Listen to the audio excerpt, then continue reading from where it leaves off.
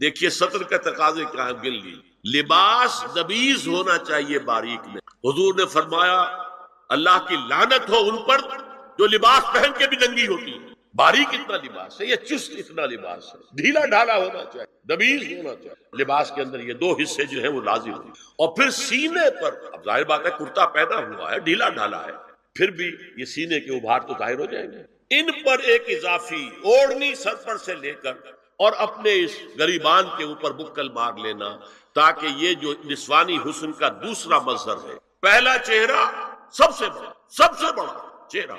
اب جو لوگ کہتے ہیں چہرے کا پردہ نہیں ہے، تو خدا کے بندو پھر پردے کی ضرورت کیا ہے؟ نسوانی حسن اگر اس میں اٹریکشن ہے، وہ کہاں ہوتا ہے سب سے بڑھ کر؟ مظہر اول کون سا ہے نسوانی حسن کا؟ چہرہ ہی تو ہے. اب میں ذرا شرم کے ساتھ کہہ رہا ہوں، لیکن یہ اپنی شاعری کے کچھ الفاظ آپ کو سنا رہا ہوں. یہ لب لعلین کہاں ہوتے ہیں؟ چہرے پر ہوتے ہیں یا کہیں اور ہوتے ہیں؟ یہ عارض گلگوں یہ کہاں ہوتے ہیں؟ چہرے پر ہوتے ہیں یا کمر میں لگے ہوتے ہیں؟ یہ چاہے زقن، تھوڑی میں اگر کچھ کھڈا پڑا ہوا ہو، چاہے زقن. یہ تعریفیں جو شاعری میں ہوتی ہیں یہ کہاں ہوتا ہے؟ یہ مشگاں کے تیر یہ کہاں ہوتے ہیں؟ یہ نرگسی آنکھیں یہ کہاں ہوتی ہیں؟ اور ستواں ناک یہ کہاں؟ چہرہ ہی تو ہے. سب سے بڑی اٹریکشن تو چہرہ ہے. اسی کو نہ چھپایا تو پھر اور کیا چھپایا؟ ہاں دوسری چیز چھاتی کے ابھار بہت اٹریکٹیو ہوتی انسان کے لیے. اس کے لیے یہ ہے کہ وَلْيَضْرِبْنَ بِخُمُرِهِنَّ عَلَىٰ جُيُوبِهِنَّ. کرتا بھی دبیز کپڑے کا ہو، کرتا جو ہے ڈھیلا ڈھالا بھی ہو، شلوار اور دبیز تر کپڑے کی ہو، ڈھیلی ڈھالی ہو، اور اوڑھنی کا بکل جو ہے اپنے سینے پر مار دیا. اب اس کے بعد فرمایا وَلَا يُبْدِينَ زِينَتَهُنَّ إِلَّا لِبُعُولَتِهِنَّ. اب یہاں یہ زینت کا لفظ آ رہا ہے چہرے کے لیے، اور چہرے ہی میں کچھ سنگھار بھی ہو. کچھ سرما لگایا ہوا ہے، فرض کیجئے کسی اور طرح کا کوئی زیور پہنا ہوا ہے، گلے میں پڑا ہے، کانوں میں بندے ہیں وغیرہ وغیرہ. یہ زینت چہرہ اور اس کے ساتھ کوئی بناؤ سنگھار کا معاملہ، جس کی کہ حضور صلی اللہ علیہ وسلم نے تلقین کی. عورت کو گھر میں بن سور کر رہنا چاہیے، شوہر کے لیے اٹریکٹیو رہنا چاہیے. خاص طور پر شوہر جب آنے والا ہے شام کو دفتر سے، اس وقت عورت جو ہے بن سور کر، اس لیے کہ اصل مقصد کیا ہے؟ جتنی بھی انسان میں سیکشول انرجی ہے وہ مرکوز رہے شوہر اور بیوی کے درمیان. یہ فلسفہ ہے، ادھر ادھر نگاہ جائے نہ. جتنا یہ بانڈ آف لو ان اسپاؤسز کے درمیان مضبوط ہوگا، اتنا ہی خاندان کا ادارہ مضبوط، صحت مند اور اگلی اولاد کی تربیت کے لیے مثبت ماحول. اب ان کے لیے کہا گیا کہ چہرے کی زینت، اور چہرے کے اوپر اگر کوئی بناؤ سنگھار ہے، زیور ہے، تو اس کی زینت نہ ظاہر کریں. مگر اب یہ یہاں تفصیلی آئی ہے، جو محرم ہے ان کی تفصیل، اور میں بیان کر چکا ہوں. محرم وہی ہے صرف جن سے کبھی کسی حال میں شادی نہیں، بھائی سے کسی حال میں شادی نہیں کی، باپ سے، دادا سے، چچا سے کسی حال میں شادی نہیں کی، ماموں سے کسی حال میں شادی نہیں. ہاں چچا کے بیٹے سے ہو سکتی ہے، وہ نامحرم ہے. ماموں اور خالہ کے بیٹے سے ہو سکتی ہے، وہ نامحرم ہے. تو فرمایا کن کے سامنے ظاہر کر سکتی ہے؟ الا لبعولتہن، سب سے بڑھ کر تو شوہر، او آبائہن، اور یہ آپ نے باپ. اچھا باپوں میں نوٹ کی دی، باپ حقیقی ہو، اخیافی ہو، اللاتی ہو یا رضاعی ہو، یہ چاروں قسم کے باپ. جس عورت نے دودھ پلایا تھا اس کا شوہر بھی باپ بن. او آبائے بعولتہن، اپنے شوہروں کے باپ، یا ابنائہن، ان کے اپنے بیٹے. بیٹوں میں بھی آئیں گے چاروں، اللاتی، اخیافی، عینی اور رضاعی. او ابنائے بعولتہن، اور اپنے شوہروں کے بیٹے، ہو سکتا ہے شوہروں کی اور بیویاں بھی ہوں، تو ان کے بیٹے بھی، جو ستیلے بیٹے ہیں وہ بھی محرم، ان سے کسی شکل میں کبھی شادی نہیں. او اخوانہن، یا ان کے بھائی. او ابنائہن، یا اپنے بیٹے. او ابنائے بعولتہن، یا اپنے شوہروں کے بیٹے. او اخوانہن، یا اپنے بھائی. او بنی اخوانہن، یا اپنے بھائیوں کے بیٹے.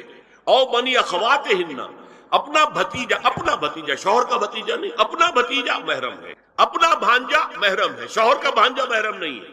او نسائہن، یا ان کی عورتیں، اپنی عورتیں جان پہچان کی. ہر عورت بھی محرم نہیں ہے، نوٹ کر لیجئے. نسائہن، عورتیں بڑی بڑی قطامائیں ہوتی ہیں، وہ کیا کیا فتنے اٹھاتی ہیں، آتی ہیں گھروں کے اندر، کیا ذریعہ بنتی ہے پھر پیغام رسانی کا، اور خرابی پیدا کرتی. اور اس میں کمال ہے جو مجھے واقعہ سنایا پروفیسر یوسف سلیم چشتی مرحوم نے سر سید احمد خان کے بارے میں. اب وہ زمانہ یاد کیے سر سید کا، ابھی انگریزی حکومت باقاعدہ جو ہے وہ ملکہ وکٹوریہ کی شروع ہوئی ہے. روب کتنا ہے انگریز کا، اور لیفٹیننٹ گورنر جو ہے یو پی کا وہ کہتا ہے سر سید احمد خان سے کہ ہماری میری بیگم آپ کے اہلیہ سے آپ کے گھر والیوں سے ملنا چاہتی. سر سید نے جواب دیا ہماری عورتوں کا اجنبی عورتوں سے بھی پردہ ہے, ہماری عورتیں آپ کی بیگم سے نہیں.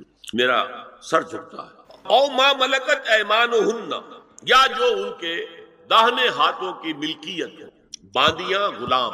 اس میں عرض کر چکا ہوں کہ اس میں کافی اختلافات ہیں. یہ بھی ہے کہ اس سے مراد صرف باندیاں ہیں, غلام مرد نہیں. یہ بھی ہے کہ مرد بھی ہے, اور یہ بھی ہے کہ مرد جب تک کہ وہ باندی ہو. لیکن میں اس بحث میں یہاں نہیں جانا چاہتا, یہ پھر فقہ کی بحث ہو جائے. اب التابعین غیر اولی الارباح, کچھ ایسے لوگ بھی ہوتے ہیں, کوئی کسی کے گھر میں کوئی اندھا آدمی رہ رہا ہے, یا کوئی اور کسی وجہ سے کوئی مریض ہے, اسے آپ نے پناہ دے رکھی ہے, انہیں عورتوں سے کوئی سروکار نہیں. اب الطفل الذین لم یظہروا علی عورات النساء, یا وہ بچے کہ جن پر ابھی عورتوں کے پوشیدہ حالات واضح ہی نہیں ہے, پتہ ہی نہیں ہے انہیں, ابھی انہیں جنس کا کوئی احساس ہی نہیں. یہ ہے فہرست کے جو دی گئی ہے کہ جن کے سامنے عورت کھلے چہرے کے ساتھ اور اپنی جو اضافی زینت بھی ہو, کوئی زیور وغیرہ یا کوئی بھی سرما وغیرہ ڈالا ہوا ہے یا کوئی سرخی کوئی لگائی ہے معمولی سی, تو اس کے ساتھ آ سکتی ہے.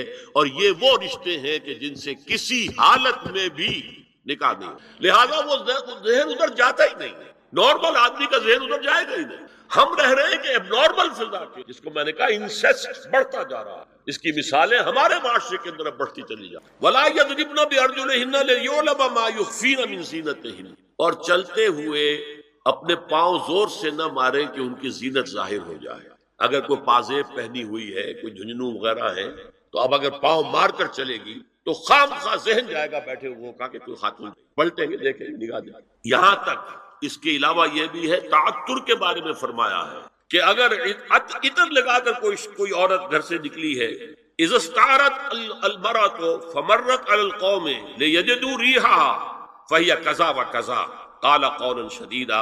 جس ابو داؤد کی روایت حضور نے فرمایا جب کوئی عورت عطر لگا کر خوشبو لگا کر نکلتی ہے کہ لوگ اس کی خوشبو سونگیں یا اس پر مطلع ہو جائیں, تو ایسی ہے ایسی ہے. بہت سخت الفاظ حضور نے استعمال کیے کہ جس کو راوی نے نقل نہیں. دوسرا پردہ ہے ستر, جسم کو ڈھانپ کر رکھنا. مرد کے لیے ستر کا حصہ کچھ اور ہے, عورت کے لیے پورا جسم ستر ہے. مرد کے, عورت کا پورا جسم سوائے چہرے کی ٹکیا کے اور ہاتھوں کے اور پاؤں. پھر ہے حجاب.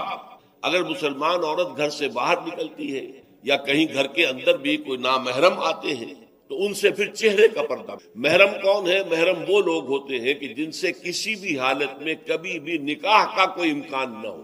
باپ سب سے بڑا محرم ہے. ظاہر بات ہے کہ کچھ بھی ہو جائے بیٹی کا اور باپ کا نکاح نہیں ہو. بھائی ابدی محرم ہے, اس کے درمیان ان دونوں کے بہن بھائی کے درمیان رشتہ نہیں. البتہ ایک شکل یہ ہے کہ ایک بہن اس وقت کسی بہنوئی کے گھر میں ہے, لیکن یہ کہ اگر اس بہن کا انتقال ہو جائے تو دوسری بہن سے اس کا نکاح ہو سکتا, لہذا وہ نامحرم شمار ہوگا, وہ محرم نہیں. اس حوالے سے وہ جو ابدی محرمات ابدیہ ہے وہ ہے محرم, اور ان کے سامنے کھلے چہرے کے ساتھ بھی عورت نہیں آ سکتی. اور محرموں کی فہرست جو ہے وہ سورہ نور کے اندر دے دی گئی ہے, بڑی مفصل اور تفصیلی ہے. اور چوتھا پردہ یہ ہے کہ معاشرہ غیر مخلوط ہو, مرد و زن کے مابین اختلاط نہ ہو, مخلوط مجالس نہ ہو, دفتروں میں مل جل کر کام نہ کیا جا رہا ہو, اور کہیں کارخانے میں شانہ بشانہ کھڑے ہو کر کام نہ کیا جا رہا. نہیں, یہ معاملہ غلط, بلکہ سیگریگیٹڈ عورتوں کے دائرہ کار, کسی شے پر پابندی نہیں ہے. عورتوں کے لیے تفریح گاہیں بنائے آپ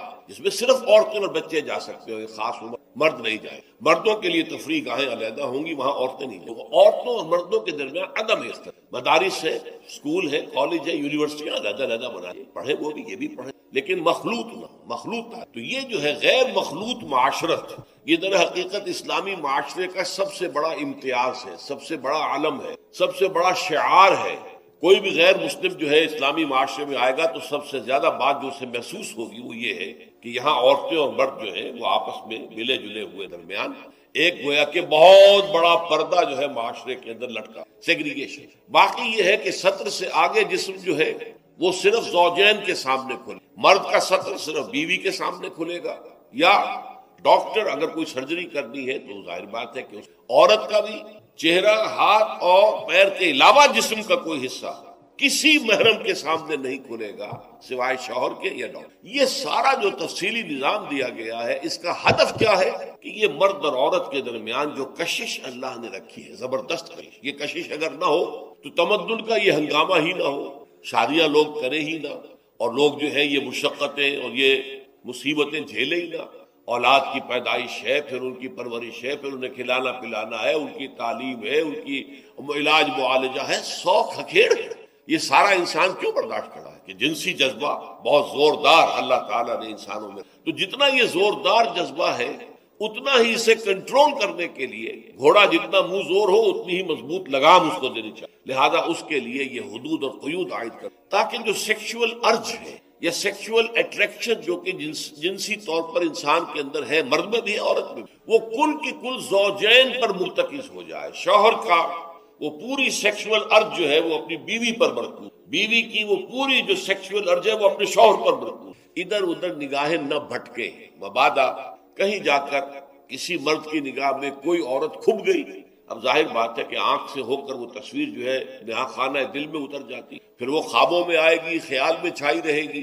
نتیجہ کیا ہوگا؟ اپنی بیوی کی طرف سے توجہ ہٹ جائے گی. وہ جو بانڈ آف لو ہے اور باہمی اٹینشن ہے ایک دوسرے کی طرف شوہر اور بیوی کی، وہ کم ہو جائے. اور اس کا نتیجہ کیا نکلے گا کہ خاندان کا ادارہ کمزور ہو جائے گا، جس سے کہ اسلام چاہتا ہے کہ بہت مضبوط ہے. اس لیے یہ ساری قدغنیں ہیں، یہ سارے ضوابط ہیں، یہ قواعد ہیں، بلکہ اسلامی معاشرے کا جیسا کہ میں نے عرض کیا ہے یہ سب سے نمایاں وصف ہے کہ یہاں مرد و زن کا اختلاط نہیں، کوئی فری انٹرمکسنگ نہیں. لا جناح علیہن، کوئی حرج نہیں ہے ان پر، ان لوگوں کے بارے میں، یعنی اگر وہ ان کے سامنے آ جایا کریں. اب یہاں لفظ حجاب کے تحت آ رہی ہے بات کہ پردے سے مستثنا کون کون ہوں گے. انہی کو ہم محرم کہتے ہیں کہ جن سے چہرے کا پردہ نہیں ہوگا وہ کون کون ہیں. وہ ہے کھلے چہرے کے ساتھ عورت، مسلمان عورت جن کے سامنے آ سکتی ہے وہ کون ہے. اور یہ آیت ابھی یہ اتنی مفصل نہیں ہے، یہاں آپ دیکھیں گے کہ 7 کا ذکر ہے. یہ مضمون جا کر مکمل ہوا سورہ نور کی آیت میں، وہ ابھی ہم پڑھیں گے، وہاں 12 ہے، لیکن یہاں جو ہے اصول معین ہو گئے اور رخ جو ہے وہ طے ہو گیا کہ رخ کیا ہے. لا جناح علیہن فی آبائہن، اپنے باپوں کے بارے میں، باپوں میں باپ دادا، اسی طریقے سے شوہر کا باپ اور شوہر کا دادا، یہ سلسلہ چلتا چلا جائے. اسی لیے آبائہن ولا ابنائہن، اپنے بیٹے پوتے، یہ سارا سلسلہ جو ہے ان کے اندر بڑھتا چلا جائے گا. ولا اخوانہن، اور نہ اپنے بھائی، ولا ابنائے اخوانہن، اور نہ اپنے بھتیجے، اپنے بھائیوں کے بیٹے، ولا ابنائے اخواتہن، اور نہ اپنی بہنوں کے بیٹے یعنی بھانجے، ولا نسائہن. یہاں بہت قابل غور مسئلہ ہے، عورتوں کا عورتوں سے بھی حجاب ہے. ہر بازاری عورت کے سامنے عورت کو بے حجاب آنے کی اجازت نہیں ہے مسلمان شریف عورت کو. یہ بازاری عورتیں جو ہے جو فتنے پھیلاتی، اس کا اگر آپ کو اندازہ ہو تو واقعہ یہ ہے کہ یہاں نسائہن، اپنی خواتین جو جانی پہچانی ہیں، جن کی شرافت اور کردار سے تم لوگ واقف ہو، ان کا معاملہ اور ہے. باقی جو ہے ان کے سامنے عورت خود اپنے چہرے سے بے محابہ جو ہے وہ ہر عورت کے سامنے بھی، بلکہ وہ عورت جو ہے وہ جو اپنی خواتین جو جانی پہچانی ہے، جن کا کردار، جن کی شخصیت جو ہے وہ ڈھکی چھپی نہیں ہے.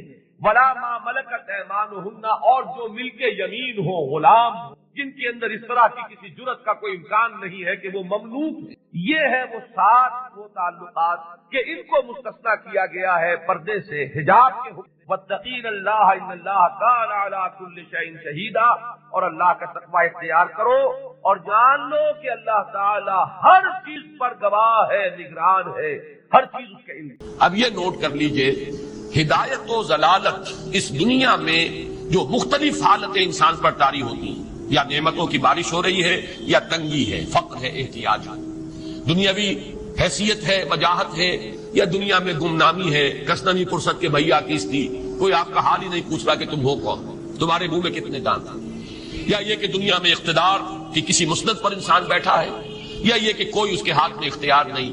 یہ تمام جو حالات انسان پر طاری ہوتے ہیں، ان کے جواب میں جو طرز عمل فکری اعتبار سے اور عملاً انسان اختیار کرتا ہے، اس کے 4 درجے ہیں.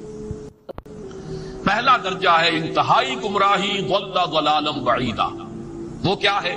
اگر عزت ہوئی، نعمتیں ملی، فلاں دیوی یا دیوتا کی نگاہ کرم ہے، اس کی کرپا سے یہ ہو گیا. اور اگر کوئی تکلیف آ گئی، مصیبت آ گئی، معلوم ہوتا ہے کہ فلاں دیوی یا دیوتا ہم سے ناراض ہو گیا، یہ کالی دیوی کی طرف سے کوئی مصیبت آ گئی ہے، یا یہ کہ یہ لکشمی دیوی کی نگاہ کرم ہے کہ ہمیں دولت مل گئی ہے. یہ تو ہے شرک. شرک ہونے کے اعتبار سے یہ ہے ضل ضلالا بعیدا، انتہائی پستی. اس پستی سے اوپر آئیں گے تو توحید کی پہلی منزل ہے. عزت دی اللہ نے دی. اگر کوئی تنگی آ گئی، فقر، تکلیف، کوئی ذلت، رسوائی، یہ بھی اللہ کی طرف سے. ایک اعتبار سے تو انسان ہدایت پر آ گیا. بڑی گہرائی تھی اس گندگی کی اور اس خباثت کی جو شرک جس کا نام ہے، اس سے انسان نکل آیا، نجاست سے. توحید تو ہے لیکن ابھی اس میں اس کی گمراہی کا ایک ایلیمنٹ شامل ہے. اور یہ گمراہی سے جب تک آگے نہیں آئے گا، اوپر نہیں ابھرے گا، اس کا طرز عمل کیا ہوگا کہ ذرا کچھ مل گیا، عزت مل گئی، پھولے نہیں سما رہے، اب زمین پر قدم نہیں ٹک رہے، گردن اکڑ رہی ہے، کہیں محرومی ہو گئی، کوئی تکلیف آ گئی، کوئی مشقت، فقر آ گیا، اب بجھ کر رہ گئے. ان دونوں کیفیات میں انسان کا پینڈولم جو ہے وہ ایکسٹریم کو جائے گا. یہ کب ہوگا؟ جبکہ انسان یہ سمجھتا ہے کہ اس دنیا میں جو دولت مل گئی یا عزت مل گئی تو یہ گویا کہ بڑی کوئی قابل فخر شے ہے، اور اگر یہاں پر کوئی تکلیف آ گئی، کوئی مصیبت آ گئی، فقر و فاقہ آ گیا تو یہ گویا کہ بہت ہی اہانت آمیز شے ہے. اگر یہ انسان سمجھے گا تو طرز عمل وہ نکلے گا نتیجے کے طور پر جو میں بیان کر چکا ہوں. یہ گمراہی ہے. اس گمراہی سے نکلیں گے تو آپ کس مقام پر آئے؟ دوسری منزل ہدایت کی کیا ہے؟ نہ یہ عزت ہے نہ یہ ذلت ہے، دونوں حیثیتیں برابر ہیں کہ یہ امتحان ہے. اسی لیے ان دونوں آیتوں میں ایک لفظ قدر مشترک ہے، اذا مبتلاہ فاما الانسان اذا مبتلاہ ربہ فاکرمہ ونعمہ. یہ بھی ایک ابتلا ہے، آزما رہا ہے اللہ. کبھی وہ دے کر آزماتا ہے، کبھی چھین کر آزماتا ہے، کبھی فقر و فاقہ سے آزماتا ہے، کبھی وہ کثرت دولت اور کثرت مال سے آزماتا ہے، کبھی وہ صحت دے کر آزماتا ہے کہ یہ قوت اور توانائی اور صحت جو میں نے دی ہے یہ اس میں کیا کرتا ہے، کبھی وہ مرض کے ذریعے سے آزماتا ہے کہ صبر کرتا ہے کہ نہیں کرتا.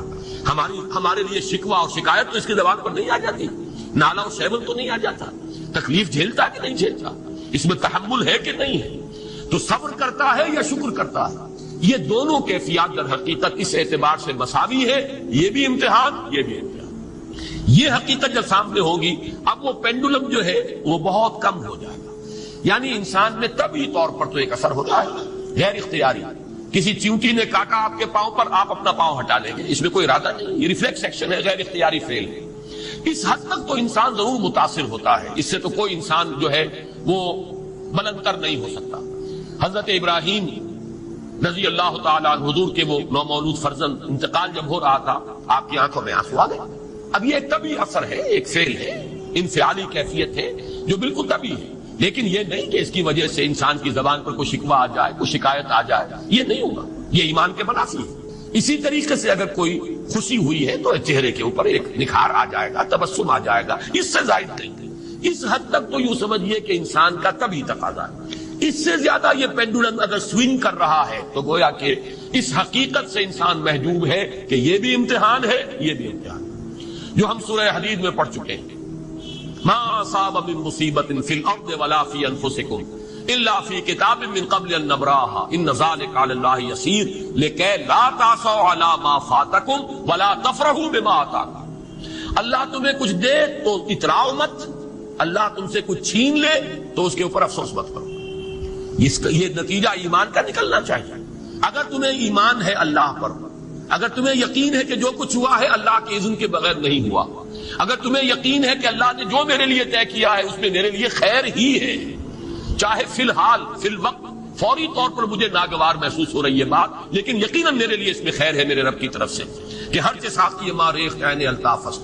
ہم تو شارٹ سائٹڈ ہیں، ہم دیکھ نہیں سکتے کسی شے کو، ہم اس کے ظاہر کو دیکھ کر گھبرا اٹھتے ہیں کہ یہ تو تکلیف آ گئی، کیا پتا اسی کے پردے میں اللہ کی رحمت آ رہی ہے. میں نے وہ رئیس امروہوی کے اشعار آپ کو کئی دفعہ سنائے ہیں. وہ وقت آیا کہ ہم کو قدرت ہماری سعی و عمل کا پھل دے، بتا رہی ہے یہ ظلمت شب کہ صبح نزدیک آ رہی ہے. ابھی ہے کچھ امتحان باقی، فلاکتوں کے نشان باقی، قدم نہ پیچھے ہٹے کہ قسمت ابھی ہمیں آزما رہی ہے. رئیس اہل نظر سے کہہ دو کہ آزمائش سے جی نہ ہارے، جسے سمجھتے ہو آزمائش وہی تو بگڑی بنا رہی ہے. اسی آزمائش سے تو بگڑی بنے گی، اسی سے تو تمہارا خیر جو ہے اجاگر ہوگا، سامنے آئے گا، پتہ چلے گا who's who, what is what. ابو بکر میں کتنا یقین اور ایمان تھا، یہ کیسے معلوم ہوگا؟ کیسے معلوم ہوگا کہ بلال میں کتنا سہار، کتنا تحمل تھا، کتنا صبر تھا، اگر وہ مصیبت ان پر نہ آتی کہ جو امیہ ابن خلف کے ہاتھوں ان پر قیامت ٹوٹ رہی تھی۔ تو یہ ساری چیزیں جو ہے ما اصاب من مصیبت فی الارض ولا فی انفسکم الا فی کتاب من قبل ان نبرأ ان ذلک علی اللہ یسیر لکی لا تعصوا علی ما فاتکم ولا تفرحوا بما آتاکم واللہ لا یحب کل مختال فخور۔ اگر اس حقیقت سے محجوب ہو جاؤ گے تو پھر اختیال اور فخر اور گھمنڈ پیدا ہو جائے گا تمہارے اندر، یا دوسری طرف مایوسی، کمر ہمت ٹوٹ کر رہ جائے گی، خودکشی کرنے کو انسان آمادہ ہو جاتا ہے، ذرا کوئی ناکامی دنیا میں آ گئی، کوئی تکلیف آ گئی۔ یہ ہے در حقیقت تیسری منزل، ہدایت کی دوسری سیڑھی۔ پہلا کیا تھا؟ نہاد ضل ضلالا بعیدا، کوئی خیر مل گیا تو کسی دیوی کی نگاہ کرم، کوئی تکلیف آ گئی تو کسی دیوتا کی ناراضگی، یہ تو ہے ضل ضلالا بعیدا۔ اس سے اوپر آئے، یہ پہلی سیڑھی ہدایت کی ہے۔ عزت ہے تو اللہ کی طرف سے، اور اگر کوئی ذلت ہے، تنگی ہے تو اللہ کی طرف سے۔ یہ ہدایت کا آغاز ہو گیا، یہ توحید کی بنیادی منزل ہے۔ اس سے اگلی منزل، یہاں کی ذلت ذلت نہیں، یہاں کی عزت عزت نہیں۔ ذالک یوم التغابن، ہار اور جیت کے فیصلے کا دن تو قیامت کا دن ہے۔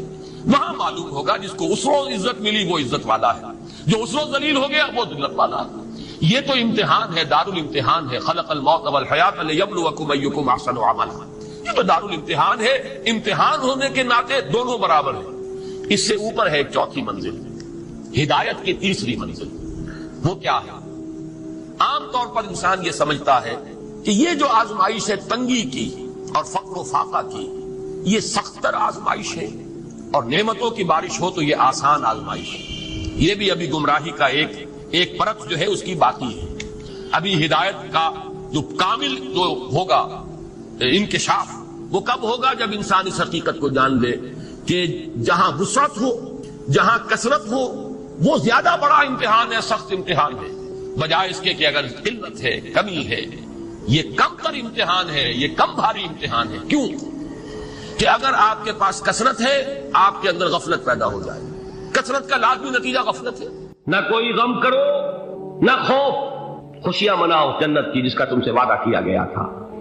اللہ کی ربوبیت پر اطمینان جب انسان کو ہو جاتا، میرا رب اللہ ہے، ربی اللہ، انسان کے لیے نہ کوئی کھٹکا، نہ کوئی خطرہ، نہ کوئی خوف، نہ کوئی حزن۔ جو کچھ ہو رہا ہے کس کے اذن سے ہو رہا ہے؟ اللہ کے اذن سے۔ اللہ کے اذن کے بغیر پتا تک نہیں ہلتا۔ یہ کوئی اندھا بہرا مادہ نہیں ہے جس سے مجھے کوئی خوف ہو۔ اندھا بھینسا چلا رہا ہو اس سے تو ڈرنے کا ہر انسان کو ڈرنا چاہیے، نہ معلوم کس کو ٹکر مار دے۔ لیکن نہیں، اس کائنات کو چلانے والا ایک سمیع و بصیر خدا ہے۔ وہ جو میرا دوست ہے، میرا ولی ہے، اللہ ولی الذین آمنوا یخرجہم من الظلمات الی النور۔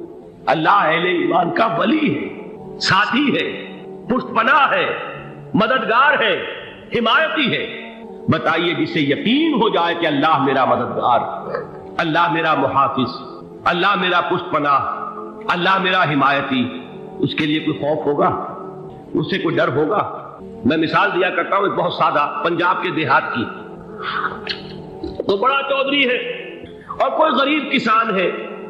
اس غریب کسان کی کہ جانوروں کو ہر وقت اندیشہ ہوگا چوری کا، کوئی میری بھینس کھول کر نہ لے جائے، کوئی میرا بیل کھول کر نہ لے جائے۔ لیکن جس کے بارے میں یہ سب کو معلوم ہو کہ وہ جو بڑا چودھری ہے وہ اس کا دوست ہے، اس کی بچیا کو کوئی خوف ہوگا؟ اس کی بھینس پر کوئی ہاتھ ڈالے گا؟ اسے کوئی اندیشہ ہوگا؟ نہیں۔ کیوں؟ کہ وہ بڑا چودھری، بڑا اس کا یہاں کا سردار، جاگیردار، سب کو معلوم ہے وہ میرا دوست ہے، کوئی میرے خلاف اقدام نہیں کر سکتا۔ اس دنیا میں یہ چھوٹی سی بات اگر آپ کے دلی اطمینان اور سکون کا باعث بن سکتی ہے تو ذرا تصور کیجئے۔ میں لفظ تصور استعمال کروں گا صرف اس لیے کہ اس کا ہم جس کو کہتے ہیں ادراک اور شعور کر نہیں سکتے، اگر کے ساتھ کر سکتے۔ اگر یقین ہو کہ اللہ میرا مددگار اور یقین ہو کہ اللہ ہر آن میرے ساتھ ہے، پھر کوئی خوف کس کا خوف؟ کوئی شے اللہ سے بالا تر ہے؟ کوئی قوت اس سے زیادہ طاقتور ہے؟ کوئی اس کے ارادے کو بدلنے والا ہے؟ کوئی اس کی مشیت کے آڑے آنے والا ہے؟ یہی بات ہے جو حضور نے فرمائی۔ یہ ایمان کا حاصل ہے لب لباب، کہ دیکھو اچھی طرح اس بات کو ذہن نشین کر لو، اگر تمام انسان مل کر تمہیں کوئی نقصان پہنچانا چاہے نہیں پہنچا سکتے، مگر جو کچھ اللہ نے لکھ دیا ہو۔ اور تمام انسان مل کر تمہیں کوئی نفع پہنچانا چاہیں، نہیں پہنچا سکتے مگر وہ شے جو اللہ نے طے کر دی۔ آپ پھر میں کہوں گا ذرا طاری کیجئے، اسے فرض کیجئے، اسے سوچئے، اگر اس حدیث پر ہمارا دل ٹھکا ہوا ہو تو کسی سے ڈر ہوگا؟ یہ مجھے نقصان نہ پہنچا دے، یہ میری رپورٹ خراب نہ کر دے، یہ میری انکریمنٹ نہ رکوا دے، یہ میرا یہ نہ بگاڑ دے، یہ میرا یہ نقصان نہ پہنچا دے، اس کا ڈر، اس کا ڈر، اس کا خوف، اس کی خوشامد، اس کے لیے جا کر طرح طرح سے اپنی عزت نفس کو ذلیل کروانا اس کے سامنے، یہ سب کچھ کیوں کرتا ہے انسان؟ جب سمجھتا ہے کہ اس کے ہاتھ میں میرا کوئی نفع ہے، اس کے ہاتھ میں میرے لیے کوئی ضرر ہے، یہ مجھے کوئی گزن پہنچا سکتا ہے، یہ مجھے کوئی نقصان پہنچا سکتا ہے، یہ میرا کوئی کام بنا سکتا ہے، یہ میری کوئی ضرورت پوری کر سکتا ہے، اسی کا نام شرک ہے۔ جہاں آپ نے یہ سمجھا کہ غیر اللہ کے اندر کوئی طاقت موجود ہے، وہی شرک ہے۔ بتوں سے تجھ کو امید ہے، خدا سے نومیدی، مجھے بتا تو صحیح اور کافری کیا ہے؟ شرک تو یہ ہے جس پر بھی تمہیں یہ خیال ہے، کلمہ ہے یہ کلمہ سوم، لا حول ولا قوت الا باللہ، ذرا اس پر دل کو کبھی اگر آپ تصور کریں، پھر فرض کریں، دل ٹھک جائے اس پر، کوئی طاقت نہیں۔ یہی بات تھی جو شیخ عبد القادر جیلانی رحمۃ اللہ علیہ نے اپنی وصیت میں اپنے بچے سے کہی۔ 11ویں دینے والے ہیں، لیکن حضرت شیخ عبد القادر جیلانی کی وصیت اور تعلیمات کو کتنے لوگ ہیں جانتے ہیں؟ یہ جن مقامات تک پہنچے ہیں وہ کس چیز کی بدولت پہنچے؟ انہوں نے جو پیغام دیا وہ کیا تھا؟ اے میرے بچے، جس طریقے سے قرآن مجید میں حضرت لقمان کی نصیحتیں جو ہے نقل کر دی گئی ہیں، میں یہ عرض کروں گا بالفرض اگر قرآن حضرت عبد القادر جیلانی کے بعد نازل ہوا ہوتا تو شیخ عبد القادر کی یہ نصیحتیں بھی قرآن میں درج ہوتی۔ اتنی اونچی نصیحتیں ہیں۔ اے میرے بچے، اس حقیقت کو ذہن نشین کر لے، لا فاعل فی الحقیقت ولا مؤثر الا اللہ، اس کائنات میں نہ کوئی فاعل حقیقی ہے نہ مؤثر حقیقی ہے سوائے اللہ۔ کسی شے میں کوئی تاثیر نہیں اگر اللہ نہ چاہے، آگ جلا نہیں سکتی اگر اللہ نہ چاہے، پانی ڈبو نہیں سکتا اگر اللہ نہ چاہے، زہر ہلاک نہیں کر سکتا اگر اللہ نہ چاہے، کوئی چیز فائدہ نہیں پہنچا سکتی اگر اللہ نہ چاہے۔ تو در در پہ کیوں سر جھکاتے ہو؟ در در پر کیوں جبیں سائی کرتے ہو؟ سب کے سامنے کیوں ہاتھ پھیلاتے ہو؟ ایک اللہ سے مانگو، ایک اللہ کے سامنے زمین پر اپنی جبین رکھو۔ لا فاعل فی الحقیقت ولا مؤثر الا اللہ۔ نظر آتا ہے ہمیں کہ پانی پیاس بجھا دیتا ہے، پیاس بجھانے کی صلاحیت پانی میں نہیں ہے، اللہ کے اذن سے۔ کھانا بھوک مٹا دیتا ہے، بھوک مٹانے کی صلاحیت کھانے میں نہیں ہے، اذن رب میں۔ دیکھیے یہی یقین تھا حضرت موسیٰ علیہ السلام کا واقعہ یاد کیجئے۔ سامنے سمندر آ گیا ہے، قوم دیکھتی ہے پیچھے کہ گرد و غبار کا طوفان، معلوم ہوا کہ فرعون اپنے لشکر سمیت آ گیا۔ لشکر جب چلتا تھا تیز رفتاری کے ساتھ تو گرد و غبار کا جو طوفان اٹھتا تھا اس کا تصور کیجیے، اور لمحہ بلمحہ وہ قریب آ رہا ہے۔ پوری قوم نے کیا کہا؟ اے موسیٰ انا لمدرکون، اے موسیٰ ہم کو پکڑے گئے۔ قرآن مجید نے تو یہاں وہ باتیں نہیں لکھی ہے، لیکن تورات میں یہ درج ہے کہ بنی اسرائیل جھگڑنے لگے، دست و گریبان ہو گئے موسیٰ کے ساتھ۔ موسیٰ نے یہ فرمایا لا کر، اس سے تو ہم ہی بہتر تھے، وہاں کھانے کو ملتا تھا، زندگی تو تھی، بیگار ہم کر رہے تھے، موت تو نہیں تھی۔ اب جو کچھ ہوگا اس کا تصور کرو، جس طریقے سے ہمارے ٹکڑے اڑائے جائیں گے۔ تو لڑ رہے ہیں حضرت موسیٰ علیہ السلام سے، یہ تورات کی تفصیل ہے۔ قرآن میں صرف اتنا آیا ہے، پریشان ہو کر انہوں نے کہا انا لمدرکون، موسیٰ ہم کو پکڑے گئے۔ اس وقت موسیٰ کا جواب کیا ہے؟ کلا ان معی ربی سیہدین، نہیں، میرے ساتھ میرا رب ہے، وہ راستہ دے گا۔ بتائیے کہاں راستہ نظر آ رہا ہے؟ یہ ہے ایمان بالغیب۔ راستہ نظر نہ آئے تب اللہ پر یقین ایمان ہے، جیب میں پیسے ہو اور تب دل کو اطمینان ہے، تو ایمان کس پر ہوا؟ پیسے پر، اللہ پر نہیں۔ جب وسائل و ذرائع نہ ہو اور پھر یقین ہو کہ اللہ مسبب الاسباب ہے، وہ اسباب کا پابند نہیں ہے، وہ اسباب کا محتاج نہیں ہے، اسباب اس کے محتاج ہے۔ اگر یہ یقین ہے تو اللہ پر ایمان ہے، یہ نہیں ہے تو تمہارا ایمان اسباب پر ہے، وسائل پر ہے، ذرائع پر ہے، مادیات پر ہے، اللہ پر نہیں۔ اس وقت کہاں راستہ تھا؟ کوئی راستہ تھا؟ سمندر ہے اور ادھر سے لشکر آ گیا ہے۔ کلا ان معی ربی سیہدین۔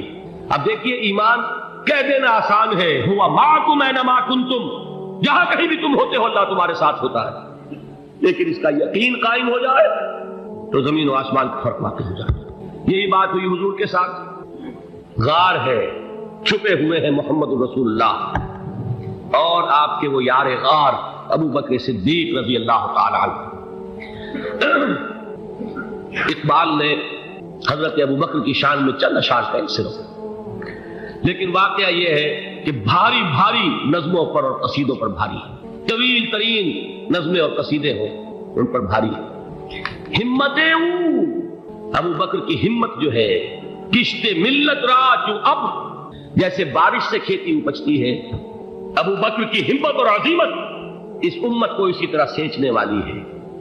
ثانیے اسلام و غار و بدر و قبر، وہ دوسرے تھے اسلام میں، دوسرے پہلے کون تھے؟ انا اول المومنین، حضور کی بات ہے، سب سے پہلا ایمان لانے والا میں، دوسرے ابو بکر۔ ویسے ہمارے ہاں یہ چلتا ہے اختلاف، حضرت علی پہلے ہیں کہ حضرت ابو بکر پہلے ہیں، لیکن اس میں بڑی خوبصورت تطبیق قائم کی ہے علماء نے اور بہت صحیح ہے۔ چار کے بارے میں فیصلہ ہی مت کرو کہ کون پہلے، ان کی ایک عجیب تقسیم کر دی ہے۔ آزاد مردوں میں، بالغ مردوں میں سب سے پہلے ابو بکر، بچوں میں سب سے پہلے علی، خواتین میں سب سے پہلے خدیجہ، اور غلاموں میں سب سے پہلے زید بن حارثہ۔ بڑی پیاری تقسیم ہے، یہ چاروں ہی پہلے ہیں، ہر ایک کے لیے اولیت ہے۔ اور واقعہ یہ ہے کہ اگر زمانی اعتبار سے تعین ہوگا تو پہلے خدیجۃ الکبریٰ آئیں گی رضی اللہ تعالی عنہ۔ کسی اور سے بات کرنے کی نوبت بعد میں آ سکتی ہے، پہلے تو اہلیہ محترمہ سے بات ہوئی، آتے ہی پہلی وحی ہوئی ہے، ابھی تبلیغ کا حکم نہیں تھا۔ کس کو بتایا واقعہ؟ ابھی اپنی نبوت کی تبلیغ کا تو حکم ہی نہیں آیا۔ واقعہ کس کا ہے؟ وہ خدیجہ کا ہے۔ جب کہا ہے کہ خشیت علی نفسی، مجھے اپنی جان کا اندیشہ ہے، تو کیا جواب دیا خدیجہ نے رضی اللہ تعالی عنہا؟ وہ صدیقۃ الکبریٰ ہے۔ صدیقات جو ہے خواتین، ان میں چوٹی پر خدیجۃ الکبریٰ ہے رضی اللہ تعالی عنہ، اور صدیق جو مرد ہے ان میں صدیق اکبر ہے ابو بکر صدیق رضی اللہ تعالی عنہ، لیکن صدیقات میں چوٹی۔ جب حضور نے فرمایا خشیت علی نفسی، کیا فرمایا، کیا عرض کیا، کیسے تسلی دی؟ نہیں، اللہ آپ کو ضائع نہیں کرے گا، آپ غریبوں کے ہمدرد ہیں، آپ مساکین کے تکالیف رفع کرنے والے ہیں، آپ بیواؤں کی سرپرستی کرتے ہیں، آپ مسافروں کی خدمت کرتے ہیں، اللہ آپ کو ضائع نہیں کرے گا۔ یہ یقین ہے اس خاتون کے اندر۔ خیر وہ ایک علیحدہ بات ہو جائے گی۔ میرے دل پر حضرت خدیجہ رضی اللہ تعالیٰ عنہ کی شخصیت کا بڑا گہرا نقش ہے، جو وہ کوئی اور ہی وقت اور موقع ہوا تو بیان ہوگا۔ بہرحال اقبال نے ایک مصرے میں جو چار اولیتیں جمع کر دی ہیں، ہمتیں کشت امت را چو ابر، ثانی اسلام و غار و بدر و قبر۔ اسلام میں حضور کے بعد پہلے کون؟